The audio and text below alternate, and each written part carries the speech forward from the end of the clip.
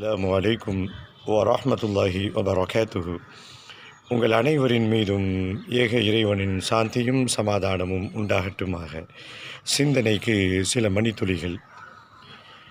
ஒரு ஆம்புலன்ஸில் நோயாளியை ஏற்றி கொண்டு, உயிருக்கு போராடிட்டுருக்கிற ஒரு நோயாளியை ஏற்றி கொண்டு வேகமாக பக்கத்தில் இருக்கக்கூடிய எல்லா வசதிகளும் நிறைந்த மருத்துவமனையை நோக்கி ஆம்புலன்ஸ் மிக வேகமாக சென்று கொண்டிருக்கிறது. ஆம்புலன்ஸுடைய வேகத்தை பற்றி சொல்லி தெரியணும்னு அவசியம் இல்லை. குடும்பத்தார்கள் ஒரு 2 பேர் மட்டும் கூட இருந்துட்டு, மீதி உள்ள குடும்பத்தார்கள், குறிப்பாக அந்த உயிருக்கு போராடிட்டுருக்கிற அந்த நோயாளியினுடைய மகள், மருமகன், இப்போ இவங்கெல்லாம் பின்னாடி ஒரு காரில் போகிறாங்க.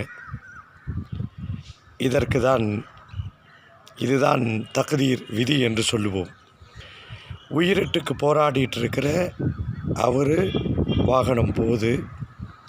பின்னால் சென்ற அந்த வாகனம் நல்ல ஆரோக்கியமான நிலையில் இளமையாக இருக்கக்கூடியவர்கள் இருக்கக்கூடிய அந்த வாகனம் விபத்திற்குள்ளாகுது. அதில் இருப்பவர்கள் இறந்து விடுகிறார்கள். உயிருக்கு போராடிட்டுருக்கிற இந்த ஆம்புலன்ஸில் இருக்கிறவர் சேஃபாக கொண்டு போய் ஆஸ்பத்திரியில் சேர்க்குறாங்க. இதுதாங்க துன்யா. யார் எப்போ என்ன நடக்கும்னு சொல்ல முடியாது. எந்த நிலையிலும் இறையச்சத்தோடு, தௌபாவோடு, மனிதாபிமானத்தோடு, இறை உணர்வோடு வாழ்வோம். இறைவனுடைய அருளை பெறுவோம். புரிந்து கொள்வதற்கு இறைவன் அருள் புரிவானாக.